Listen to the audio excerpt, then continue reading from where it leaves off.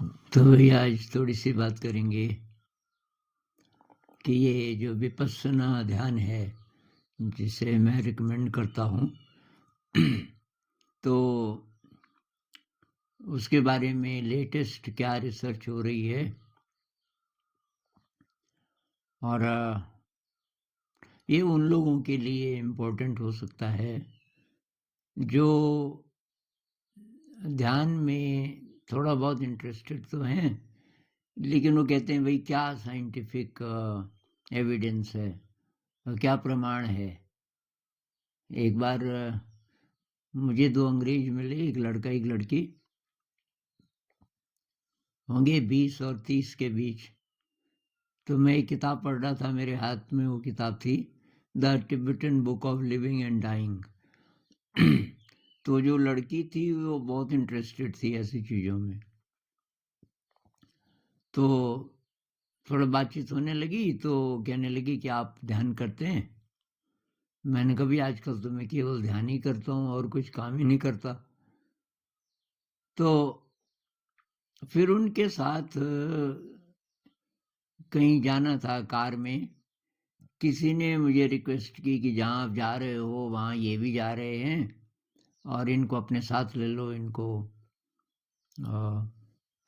आखिर में थोड़ा सा पैदल भी था तो कि इनको थोड़ा सुविधा होगी, तो मैंने कहा ठीक। तो फिर काफ़ी बातचीत होती रही। तो ये जो आदमी था वे बार बार बोले कि जब तक मैं कन्विंस्ड नहीं हो जाता कि ये एक्चुअली कोई अच्छी चीज़ है, साइंटिफिकली प्रूवन है, तब तक मैं उसे ट्राई नहीं कर सकता। तो तो आप अगर ध्यान करते हैं और किसी और को बताना चाहते हैं और वो भी इसी तरह का इंसान हो कि क्या एविडेंस है, तो फिर ये काम का हो सकता है। तो एक चीज़ तो पहले से पता थी, ये मैंने शेयर भी किया था, कि जो बहुत बढ़िया रसायन है जो हमारी हेल्थ के लिए, शरीर की हेल्थ के लिए भी और ब्रेन हेल्थ के लिए भी बहुत ज़्यादा महत्वपूर्ण है और ज़िंदगी में अच्छी फीलिंग, उत्साह की फीलिंग के लिए जो बहुत इम्पोर्टेंट हैं, वो विपस्सना मेडिटेशन से बनते हैं। तो उदाहरण के लिए सेरोटोनिन बनता है। तो सेरोटोनिन बहुत ही ज़्यादा इम्पोर्टेंट है मेरे हिसाब से, सबसे ज़्यादा, क्योंकि सेरोटोनिन ठीक से बनेगा तो हमारी नींद अच्छी हमें आएगी, डाइजेशन अच्छा होगा, शरीर में कुछ हो गया, कोई ज़ख्म हो गया, उसकी हीलिंग बहुत जल्दी होगी, बोन हेल्थ के लिए बहुत महत्वपूर्ण है। हाँ, और मज़े की बात यह है, ये न्यूरोट्रांसमीटर है, मतलब ब्रेन और बॉडी के बीच मैसेंजर का काम करते हैं ये लोग। लेकिन ये 90% से भी ज़्यादा गट में बनता है। गट का मतलब हमारा जो खाने का तंत्र है, यहाँ हमने खाना शुरू किया तो पहले पेट में गया, फिर छोटी आंत, बड़ी आंत और बाकी जो और अंग हैं। और उसमें भी सबसे ज़्यादा मोटी आंत में बनता है कोलन, जो लास्ट में है कोलन, उसमें सबसे ज़्यादा। तो इनकी मैं शक्ल अभी दिखाऊंगा आपको। दूसरा बनता है मेलाटोनिन। मेलाटोनिन वो चीज़ है, एक हार्मोन है, इससे नींद बहुत अच्छी आती है, नींद के लिए बहुत ज़रूरी है। और एक है गाबा। तो ये गाबा क्या करता है कि डर की फीलिंग को कम करता है, पेशेंस बढ़ाता है। और डोपामिन आप जानते ही हो, डोपामिन जो प्लेजर की फीलिंग लाता है, ये सब तो और कुछ और भी मेडिटेशन से बनते ही हैं। तो केमिस्ट्री वालों के लिए ये काम का हो सकता है। तो ये है आपका सेरोटोनिन और ये है आपका ये मेलाटोनिन। मेलाटोनिन है और ये आपका गाबा है और ये आपका डोपामिन है। तो ये सब तो बनते ही हैं। अभी जो नई रिसर्च चल रही है वो ये है कि एक बात पता चली कि जो हमारी मोटी आंत है, कोलन, हमारे ज़माने में बोलते थे कि छोटी आंत तक हो जाता है पचने का काम, और जो मोटी आंत है वो जो कुछ लिक्विड्स होंगे, फ्लूइड्स होंगे हमारे भोजन में, बस उनको एब्जॉर्ब करती है और बाकी इसका खास रोल नहीं। अभी पता चल रहा है बहुत बहुत ज़्यादा महत्वपूर्ण रोल है कोलन का हमारी ओवरऑल हेल्थ में। तो उसका एक मुख्य काम ये है कि जो फाइबर हम खाते हैं, मतलब खाएंगे अगर ज़्यादा फाइबर तभी काम होगा, फाइबर को वो ब्रेक डाउन करता है कोलन। मोटी आंत, हम जो फाइबर क्या होता है, ये रेशे वाली चीज़ों से मिलता है, चोकर से मिलता है, मतलब जिनके बाहर थोड़ा हार्ड कवर होता है ना, जैसे अनाज है तो आपका गेहूं है, मिलेट्स हैं, तो इसमें ये होता है होल ग्रेन जितने भी हैं, तो उसमें ये चोकर जिसको बोलते हैं, तो वही फाइबर है। दालों में फाइबर काफ़ी होता है, हरी सब्जियों में बहुत होता है, फलों में होता है। तो ये हरी सब्जियां, फल, दालें, अनाज, ये अगर आप ज़्यादा खाएंगे तो फिर ज़्यादा फाइबर आप ले रहे हैं और आपकी मोटी आंत तब ये काम ज़्यादा अच्छा कर पाएगी। तो वो उनको ब्रेक डाउन करती है और ब्रेक डाउन करके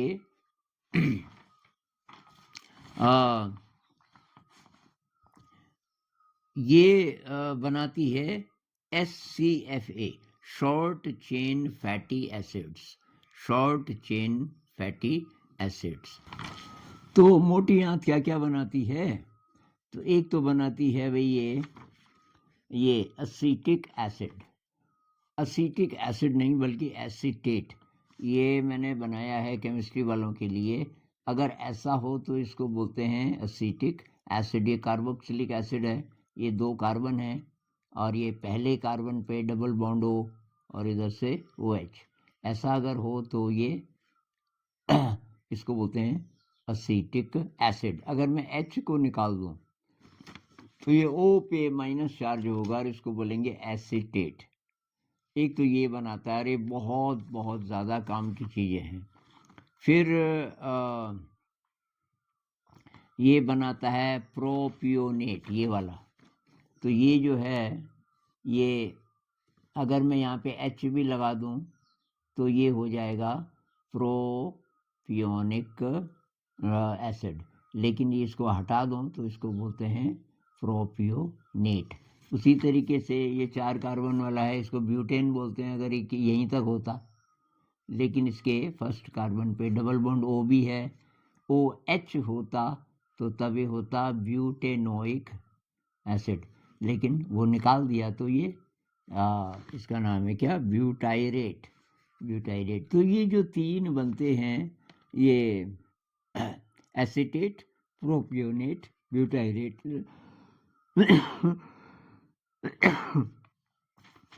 इन तीनों का बहुत बड़ा रोल है हमारे लीवर को ठीक रखने में, हार्ट को ठीक रखने में और गट बायोम को मेंटेन करने में।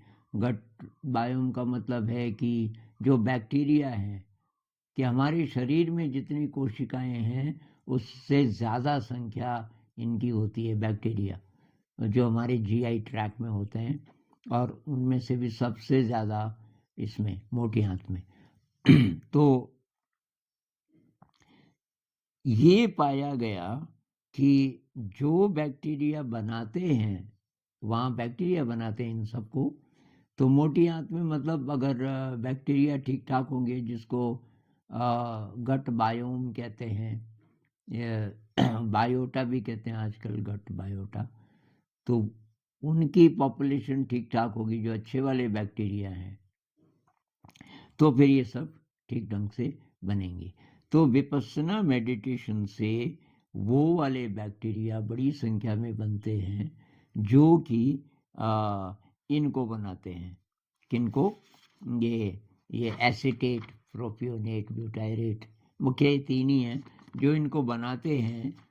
जो बैक्टीरिया उनको वो बड़ी संख्या में बनते हैं जो लोग लंबे टाइम से ध्यान कर रहे हैं, लॉन्ग टर्म मेडिटेटर्स। और तो एक तो ब्रेन, एक तो अच्छे न्यूरोट्रांसमीटर बनते हैं जिसमें से सेरोटोनिन मेरे हिसाब से बहुत ही महत्वपूर्ण है। और सेरोटोनिन तो गट में बनता है ज़्यादा, मोटी आंत में ही बनता है ज़्यादा। तो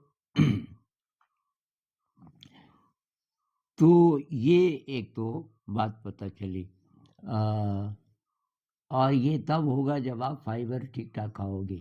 दूसरी बात ये पता चली कि स्ट्रेस अगर है तो स्ट्रेस क्या करता है, एक तो आपके ब्रेन को थोड़ा एसिडिक कर देता है। ब्रेन का जो पीएच है उसको थोड़ा कम कर देता है। मतलब हमारे जो ब्लड का पीएच है वो थोड़ा सा बेसिक है, 7 से थोड़ा ज़्यादा है, 7.4 के आसपास होगा। तो ये 7 से ज़्यादा को बोलते हैं कि क्षारीय, बेसिक। और 7 को, जैसे हम पानी पीते हैं तो पानी का पीएच जो है हेल्दी पानी है, ठीक पानी है, उसका 7 होता है। लेकिन हमारा ब्लड का पीएच, हेल्दी ब्लड का पीएच थोड़ा सा 7 से ज़्यादा होता है। तो ब्रेन का जो पीएच है उसको ये कम कर देता है। कौन? स्ट्रेस। और दूसरा ये क्या करता है कि पेट का पीएच तो बहुत कम है, बहुत ही एसिडिक है ना, तो उसको थोड़ा वो एसिडिटी कम कर देता है, पेट की पाचन क्रिया को कम कर देता है, वहाँ दूसरा नुकसान करता है। और ये जो कोलन है, मोटी आंत है, इसके पीएच को भी और कम कर देता है। इसका पीएच है थोड़ा सा बेसिक है, ये 5.5 से लेके 7 के आसपास। तो मतलब थोड़ा सा एसिडिक हुआ, 7 से कम को बोलते हैं एसिडिक। तो मोटी आंत का जो ये इन्वायरमेंट है वो थोड़ा सा एसिडिक है, पर बहुत ज़्यादा एसिडिक नहीं होना चाहिए। ये जो स्ट्रेस है उसको और ज़्यादा एसिडिक कर देता है। उससे क्या होता है कि जो नॉर्मल कोलन का पीएच है 5.5 से 7 के आसपास, ये जो उसका पीएच है इस पर सरवाइव करते हैं, थ्राइव करते हैं बल्कि। तो इससे कम अगर पीएच हो जाएगा, थोड़ा सा और एसिडिक हो जाएगा, तो ये मर जाएंगे बड़ी संख्या में। और इनकी जगह दूसरे पैदा होंगे जो एसिडिक इन्वायरमेंट में फ्लरिश करते हैं और हमारे लिए बहुत नुकसानदायक हैं। तो ये पाया गया कि स्ट्रेस से वो जो गड़बड़ वाले बैक्टीरिया हैं वो ज़्यादा होने लगते हैं। तो ये 3 चीज़ें बननी बहुत कम हो जाती हैं। ये एसीटेट, प्रोपियोनेट, ब्यूटायरेट, फिर ये नहीं कोलन बना पाता, और इसलिए इसका जगह जगह इसका असर पड़ता है हमारे पूरे शरीर पे। तो स्ट्रेस को कम करने का बेहतरीन तरीका, बेस्ट तरीका यही है, ध्यान। विपस्सना मेडिटेशन हम करेंगे तो धीरे धीरे धीरे ये स्ट्रेस कम होना शुरू होगा। ये अच्छे रसायन बनने शुरू होंगे, एक दिन में नहीं होंगे, और कई एक हफ्ते में भी ज़रूरी नहीं है, थोड़ा बहुत फ़र्क पड़ेगा।